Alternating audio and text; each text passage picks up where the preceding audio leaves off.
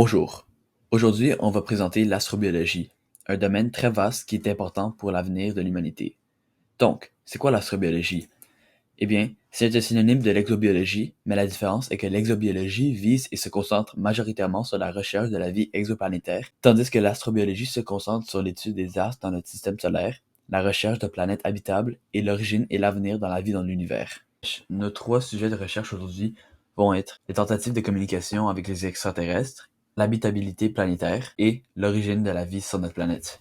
Notre premier aspect de présentation est les tentatives de communication avec les extraterrestres. La recherche sur les essais de communication avec une vie extraterrestre se concentre en majorité sur la composition et le déchiffrement des messages qui pourraient être reconnus par une autre vie. La meilleure façon, ce serait d'envoyer ou recevoir un signal reconnaissable par rapport au bruit cosmique aléatoire. La première fois que l'humanité a pris initiative pour communiquer avec une autre civilisation est le 16 novembre 1974. Le projet, mené par un groupe de scientifiques travaillant à l'observatoire d'Arecibo, situé à Porto Rico, envoyait un message radio interstellaire d'environ 3 minutes rayonné à Messier 13. Messier 13 est un amas de plusieurs centaines de milliers d'étoiles qui se situe à 24 000 années-lumière de la Terre. Le message prendrait tout le temps à décoder complètement, mais nous allons traiter des informations les plus pertinentes. Le message contient des informations de base sur la race humaine. L'image commence avec des nombres de 1 à 10, transcrits en nombres binaires, en blanc, en haut de l'image. Ensuite, il y a les numéros atomiques de plusieurs éléments comme le carbone et l'azote. Il y a aussi les doubles hélices de notre ADN et même une figure graphique d'un humain, en rouge, en bas. Bref, les essais de communication est un domaine qui reste beaucoup à développer. L'habilité planétaire est un sujet qui a commencé à être étudié plus profondément dans les années récentes, puisque ça pourrait répondre à la question fondamentale: sommes-nous les seuls êtres vivants dans l'univers? Eh bien, les conditions nécessaires pour la vie, il y en existe cinq principalement: la présence d'eau liquide en grande quantité, une distance étoile planétaire idéale, la présence d'une lithosphère et une atmosphère. Donc, l'eau liquide. On a besoin de l'eau liquide et en grande quantité, comme les mers et les océans. Ça aide la planète à réguler les températures puis d'avoir des températures stables. Ça permet aussi des réactions chimiques qui amèneront la vie, dont l'hydrogène et l'oxygène. C'est assez évident, mais 60% des humains, c'est de l'eau. Mais bref, il existe aussi des zones habitables. Donc, comme on peut voir ici, c'est la zone habitable de la galaxie et ici du système solaire. Dans la zone habitable de la galaxie, au bord, on peut souvent revoir les étoiles de population 2. On ne peut pas vraiment voir de la vie commencer là-bas puisqu'elles sont juste trop vieilles et n'ont pas assez d'éléments. Mais au centre de la galaxie, on peut voir un trou noir supermassif. Par contre, ils sont très radioactifs et ils envoient des ondes radioactives aux planètes et les stérilisent de la vie.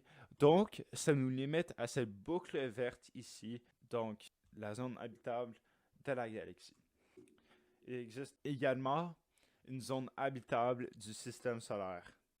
Dépendant de la puissance et le diamètre de l'étoile, on peut changer la distance étoile planétaire. Pourtant, c'est normalement entre 0,9 et 1,5 UA. UA pour unité astronomique. Mais 0,9 UA et 1,5 UA, c'est la zone où généralement on peut avoir l'eau liquide, des températures stables et tout le kit.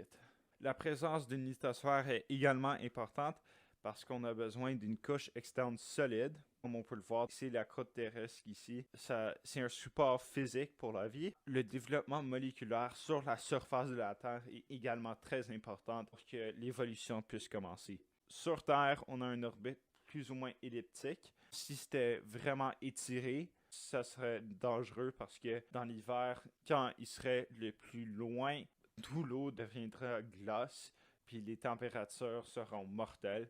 Donc, ça ne marcherait pas. Donc, finalement, la présence d'une atmosphère est également importante. L'atmosphère agit comme un bouclier et nous protège des rayons. Ils sont envoyés par le soleil et des météores. Elle peut aussi faire le cycle de l'eau, donc on peut toujours renouveler l'eau, ce qui est vraiment utile. Et on a le dioxygène, la chose qu'on respire. Donc sans une atmosphère, on ne pourrait pas respirer, donc on serait mort. Alors, la présence d'une atmosphère est essentielle. Le troisième et dernier aspect de notre présentation est un sujet compliqué. Nous allons parler de l'origine de la vie sur notre planète.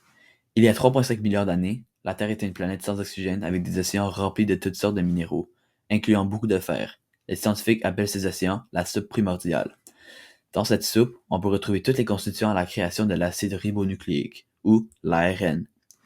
L'ARN a comme fonction de supporter l'information génétique et la synthèse des protéines, le processus de l'utilisation de l'information portée par les gènes pour fabriquer des protéines. Nous allons revenir à l'ARN plus tard. À un moment donné, des bactéries se sont formées et ont commencé à convertir tout le CO2, le méthane et l'ammoniac du monde en oxygène. Mais d'où sont venues ces bactéries? Les scientifiques croient que l'ARN a réagi avec quelque chose pour commencer à produire tout cet oxygène. Il y a des théories comme le fait que la réaction a été faite avec un impact de l'espace ou de la foudre, mais ces théories sont mathématiquement bêtes. Donc, voici ce que les chercheurs à l'Institut de technologie en Géorgie ont trouvé. Quand ils ont recréé l'environnement, la soupe, dans un laboratoire, l'ARN changeait. Elle se comportait différemment dans un environnement sans oxygène, et quand ils l'ont associée avec le fer, elle a effectué un seul transfert d'électrons, ce qui a stimulé la réaction nécessaire pour la photosynthèse et la respiration cellulaire. Cela implique que l'ARN associé avec le fer a créé la base pour quelque chose qui mange et qui respire. En conclusion, l'astrobiologie est un domaine très vaste qui reste à développer. C'est un domaine d'étude qui est important pour l'avenir à l'univers. Et je suis fier d'être dans une génération qui connaît autant sur l'univers.